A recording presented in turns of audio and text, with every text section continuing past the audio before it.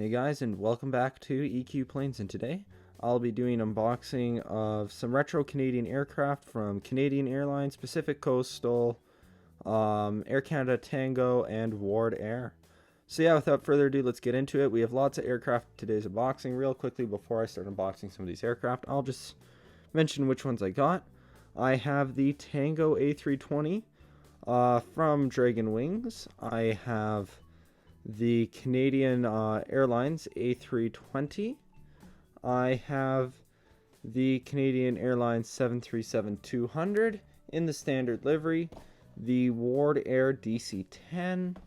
I have the Ward Air 727. I have the Pacific Coastal Shorts 360. And finally, the Canadian Airlines DC-10 in the standard livery. And towards the end of this video, I will be making, I wouldn't necessarily, well, you know, I'd say it's a larger announcement, a larger one than I normally make, about a new airport that is coming. So yeah, without further ado, let's get right into this unboxing. I think today I would like to start with the smallest aircraft in my collection, and also another aircraft which seems to have something sticky all over the box. Not sure what's up with that. It's kind of gross, but this is a Gemini Jets 2011 release. Definitely interesting to see them having released Pacific Coastal, as it's a fairly niche carrier. Would definitely like to see, I know they have the SAB 340 mold, so would definitely like to see a SAB 340 done in the Pacific Coastal colors.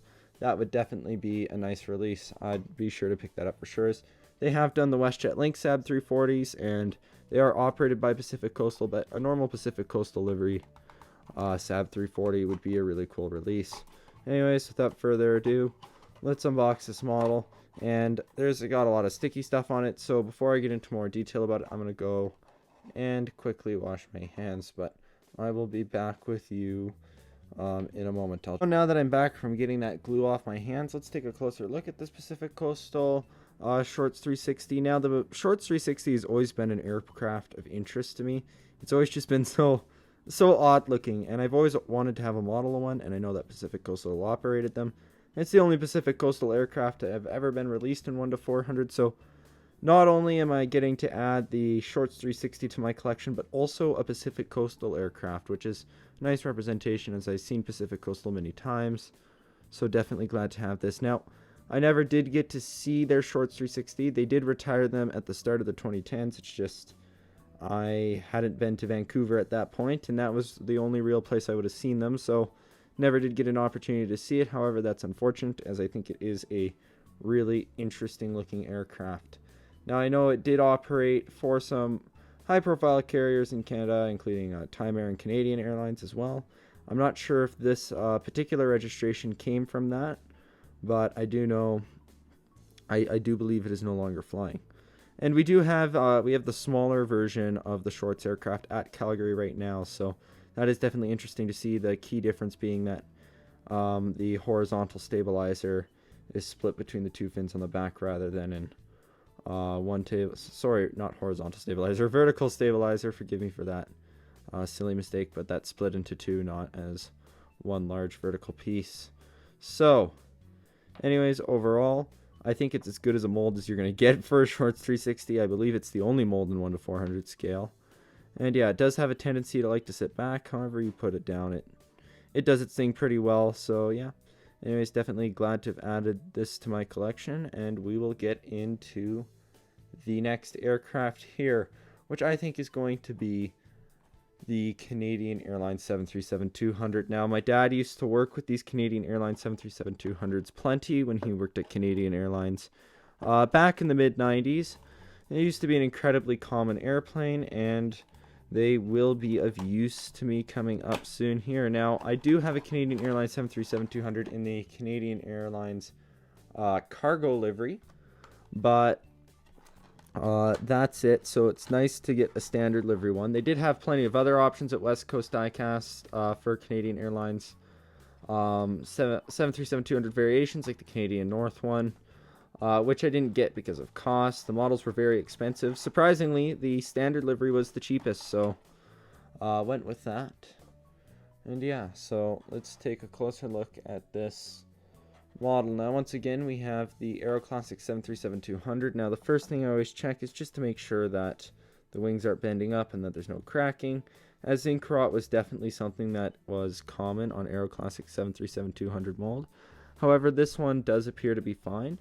Now, the Canadian colors have always been very attractive to me. I've always liked the beige and the chevron livery. I was going to pick up one of their newer livery aircraft as well. However, once again, cost prohibited from this, as this hull itself was already getting pretty expensive, so I decided I would sit out on that. But this does look like it is on Aero Classic's older 737-200 mold. Another key thing to note about Aero Classic's older 737-200s is I believe one of the wings bends just a little bit upwards. Yep, this one right here. My other Canadian Airlines 737-200 has that same issue. But overall, Aero Classics has done a very good job on the 737-200, and it's definitely a mold they should be proud of as long as it's not zinc rotted.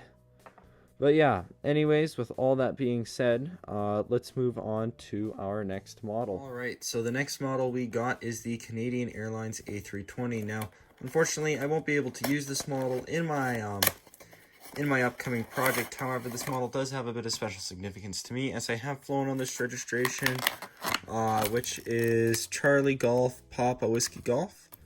Now, this was Canadian Airlines' first A320 back in 1991. Around the same time Air Canada got their first A320s as well. So they're just some of the earliest A320s in general, and this aircraft is still flying with Air Canada to these days. I just did a trip report on it, which was my latest trip report, I think, as of recording this, on the Air Canada A320, which, as I mentioned, was the same registration as this one, which, you know, I'll link it in the description if anybody's interested.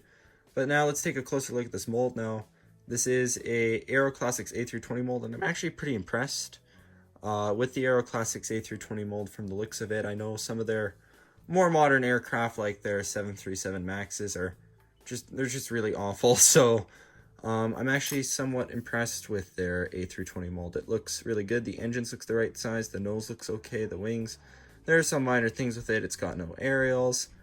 And I think the engines are bent just a little bit down, and the nose could be a little, you know, kind of bulky. But other than that, I think they've done a very good job on the A320 mold, especially for this being what I believe is a pretty old model. But yeah, so definitely glad to have one of these Canadian Airlines A320s. It is too bad it won't be able to feature in this project. However, I'll be certainly glad to have this model. I know my dad is, because he does a lot of the collecting with me, especially a lot of the retro collecting. To have this model, as he did work on this aircraft a lot back on the day.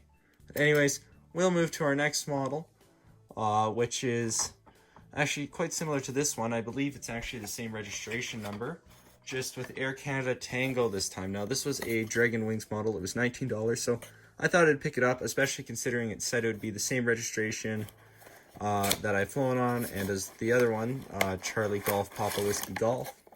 So yeah, let's see what Dragon Wings has to offer with their A320 mold, as I've seen it, and it looks not to be the best. However, for $19, I think it's going to be pretty hard to have any complaints about this. So let's see how the Tango A320 looks. And when it comes to my first impressions of the model, well, you know, that's not bad for a model that is only $19. You can definitely feel it's very light because of the plastic, and it does have a pretty antiquated build to it. However, the engines look all right. At least the wings have kind of the right shape to them. And surprisingly, for a Dragon Wings model, the nose isn't bad. It's definitely, like I said, I think it's a little bulbous, but other than that, not bad. And the tail section, one of the things you definitely notice is you can see it's slotted in like that, which is definitely noticeable. But like I said, for $19, and considering this is a pretty old release, definitely not bad from Dragon Wings.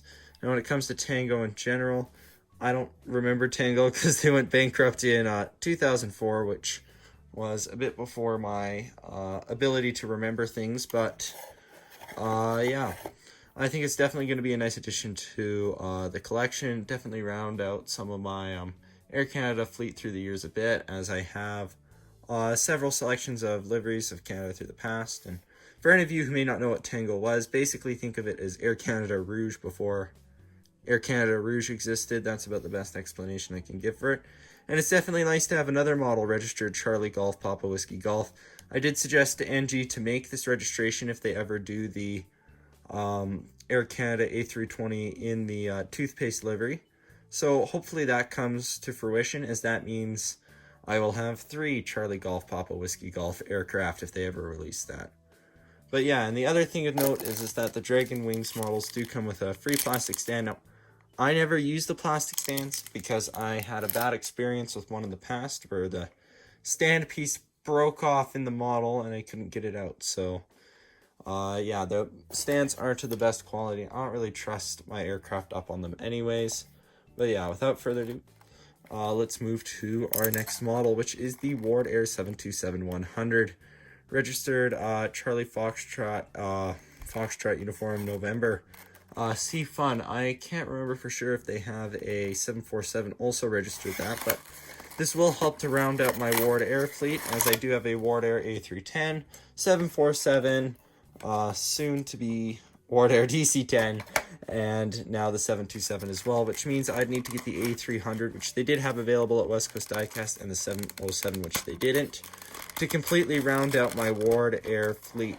But yeah, so parents definitely had lots of good memories of Ward Air. I don't remember them personally, but yeah, like I said, this was actually a model my dad had picked up, as like I said, he does most retro collecting. But I'm definitely glad to have these models, as I do really like the retro models as well. Yeah, pulling this out, here we have the Aero Classics Ward Air 727-100. And overall, I think Aero Classics has got a pretty good 727 mold going here. I do have another aircraft, 727-100 from them, that being a Pacific Western one, which unfortunately did have some gear damage done to it at some point. But this one's all in its complete shape. And yeah, what can I say? I definitely like the 727-100 over the 200. I like the kind of stubbiness to it. I always like the shrunken versions of aircraft rather than the lengthier ones. Like I think the A319 is very good looking. I think the 727-100, 747 SPs, A310s, all those aircraft look really good. But yeah, Ward Air definitely had lots of small little variations to their logo over time, but it kept the generally the same design trope. But these aircraft were retired earlier on. Like I said, they had the 707s and A300s as well, which I will get most likely at some point. But yeah, definitely glad to add this to my collection and help it round out my my Ward Air collection just a little bit more.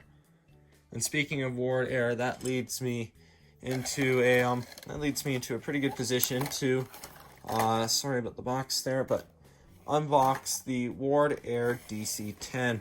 Now, I believe this said on the website that it was a Gemini Jets release, but it's not look like a Gemini Jets box. So, you know, to be honest, I'm not really 100% sure who made this, but I guess we'll find out. It could be Aero Classics if it's got no name on it, but still, I'm not sure.